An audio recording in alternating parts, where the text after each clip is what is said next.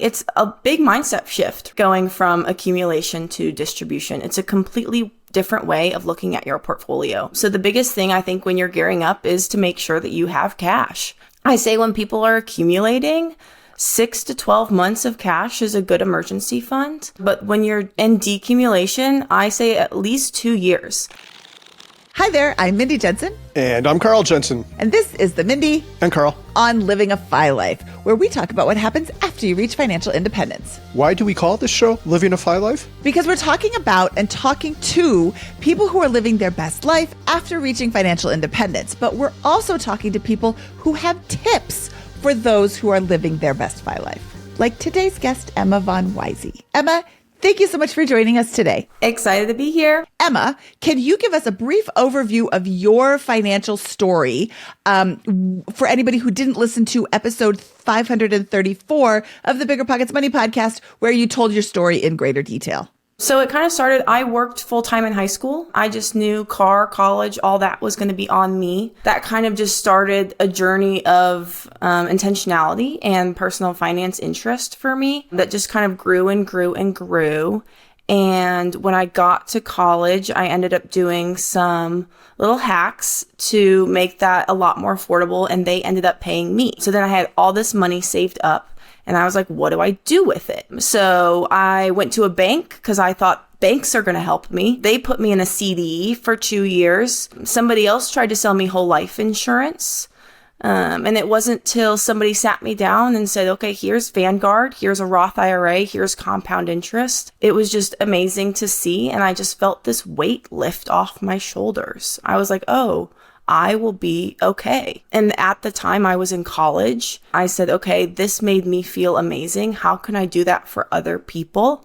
So I switched my major to financial planning, graduated in December 2021. And last year I got my CFP. Yay!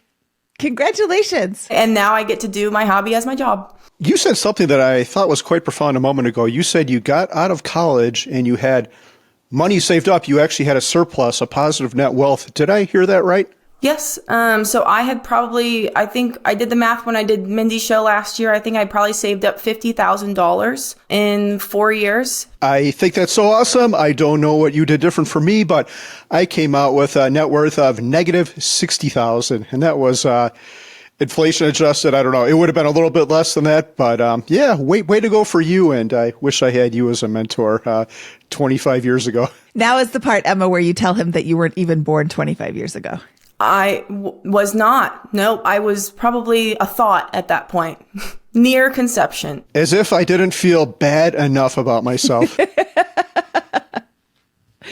Okay. So Emma, what would you as a CFP and financial enthusiast say to somebody who is preparing to early retire sometime in 2025? So really, it's a big mindset shift, right? Going from accumulation to distribution. It's a completely different way of looking at your portfolio. So the biggest thing I think when you're gearing up is to make sure that you have cash. I say when people are accumulating, 6 to 12 months of cash is a good emergency fund. But when you're in decumulation, I say at least 2 years. And that's going to depend on the person and their circumstances. But as a general guideline, I like to start at 2 years. And so if you're nearing retirement, just getting close to getting that cash up. Would you recommend that somebody who is planning on working for, let's say, the entirety of 2025 and they're going to quit on December 31st or January 1st after they get their Roth IRA contributions, would you recommend that they continue to max out their retirement accounts during this last year, or would you instead focus on the cash accumulation? Yeah, that's a really good question. And it's hard because we want to get that tax savings and, or if you're putting it in your Roth, like that Roth money is amazing and you kind of want as much money in there as possible. But again, prioritizing that cash. And so if you don't have 2 years of cash, then turning down your retirement contributions, and using that to build up your cash bucket, I think is probably the best way to do it. So, Emma, you said 2 years cash. That sounds like a lot. So I'm curious why you recommend that. And I'm also curious, the second follow-up to that would be, how do you spend down that first 2 years? Are you purely living on that first 2 years of cash, or are you adjusting with the markets, or what buckets are you taking from at that time? It can feel like a lot, especially if you're used to just throwing everything in the market and watching it grow, grow, grow. But we kind of use it as like a comprehensive strategy. And so something that people hate doing is they hate selling when the market's down. And so when you're pulling money from your portfolio, it's easy to do and easy to sell your index funds when the market's doing really well. But it hurts a little bit when the market's down, right? And we always hear, okay, if the market's down, you tighten your belt. Maybe you're not taking that trip to Portugal. But I reject that advice. I think if the market's down, you should be able to live your best FI life and take the trip to Portugal and go on the FI cruise with Mindy and Carl because they're super duper cool. And so what we do is if the market's up and you're pulling from your portfolio, then you can sell to create cash for your living expenses. But if the market's down, you can turn off those distributions, and start pulling from your cash. And then eventually the market will come back up like it always has in the history of time. And then you can sell from your portfolio to kind of replenish your cash so that it's there when you need it, in the future.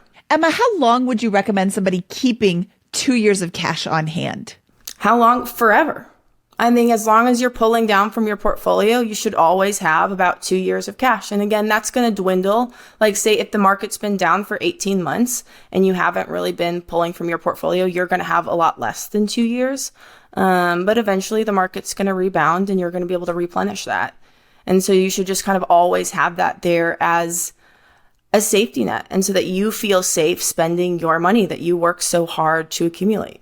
So Emma, with regards to your cash love, your 2 years of cash that you're suggesting, what do you think about dividend reinvestments? So that's another big shift from accumulation to distribution. In accumulation, you should have your dividends and your year-end capital gain distribution set to reinvest because you want all that money to go back in the market and continue compounding.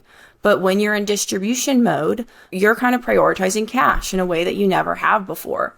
And so turning those dividends and capital gain distributions to not reinvest allows that cash to pool. And so that way it's there when you need it and you don't have to sell. The other kind of side to that is when you get dividends and distributions, they're taxed. And when you reinvest them and then sell them again, they are taxed again. And so if you are going to need money imminently, you shouldn't reinvest it in the market. And it's the same with your dividends and your capital gain distributions. I think that's great. I think that's an interesting point that I didn't consider, although I'm not close to retirement yet either, but I didn't even consider that. I appreciate you sharing that as well. Yeah, I think the dividend return on VTSAX is like, I haven't checked it recently, but maybe close to 1.5%. If you had, say, $2 million and you live a pretty frugal life, that's $30,000 a year at $24,000 couple deduction. You might be able to fund most of your life just by those dividends and not ever having to sell anything or a minimal amount of your investments. Now, again, I don't think selling necessarily is a bad thing, but if you can avoid selling things that you already pay taxes on, yeah, it's awesome. So, Emma, I'm going to dive into a nerd-related investing question. This one came from me, not Mindy, so blame me for this. And I think you answered some of it. But lately, I've been hearing a lot of folks in the FI space talk about overvalued markets. The PE ratio of the S&P 500 is like over 30. I think it's 31. And the historical mean is like half that.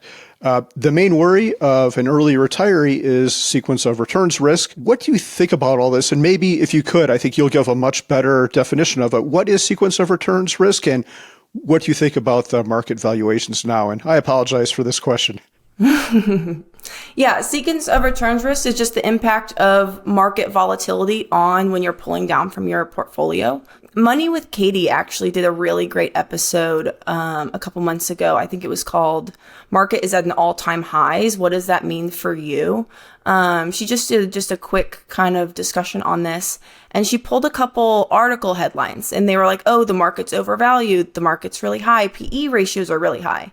And the kicker was that those articles were from 2014, 2015, and 2017. So people have been worried about the market being overvalued for quite a while, and it's still been going up. And so that just kind of brings us back to, unless you have a crystal ball, you really can't be making asset timing decisions based off today's market price. If the market is overvalued, well, what are we going to do about it? We don't know when that could change. Maybe it's going to crash tomorrow. Maybe it's going to crash in 5 years.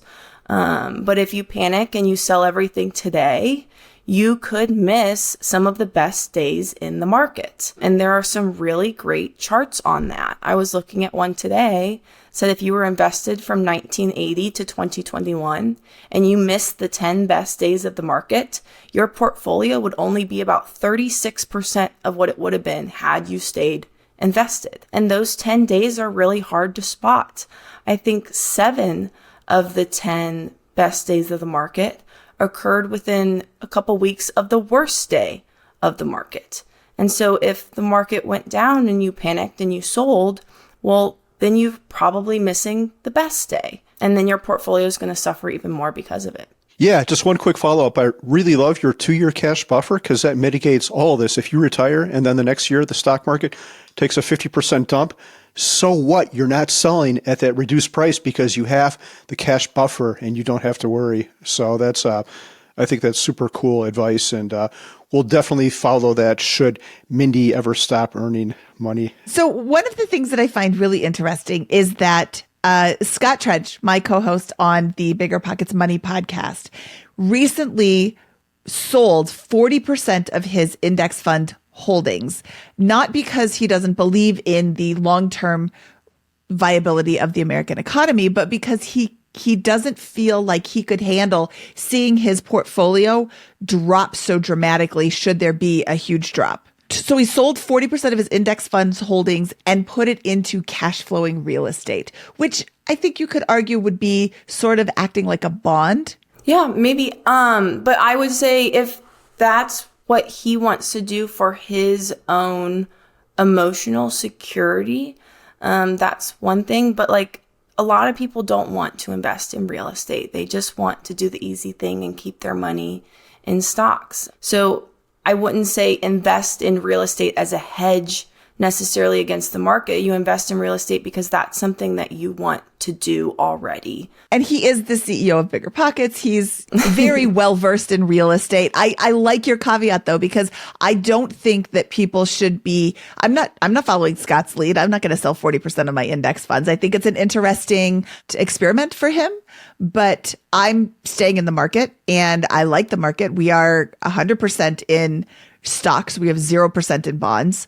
Well, we're not 100% in stocks. We've got a little bit of real estate. We've got, some other things, but of our market holdings, it's 0% bonds. But I like the caveat that, don't just invest in real estate because Scott's doing it. Invest in real estate because you want to invest in real estate. And I absolutely support that because real estate's a great investment vehicle, but it's also not for everybody. So if you don't want to invest in real estate, then don't. I mean, there's lots of things I don't invest in. There's lots of things that, Emma, you don't invest in. So I'm going to coin a new term here. Brace yourself. This might be the first time anyone has ever heard this, and I just came up with it right now.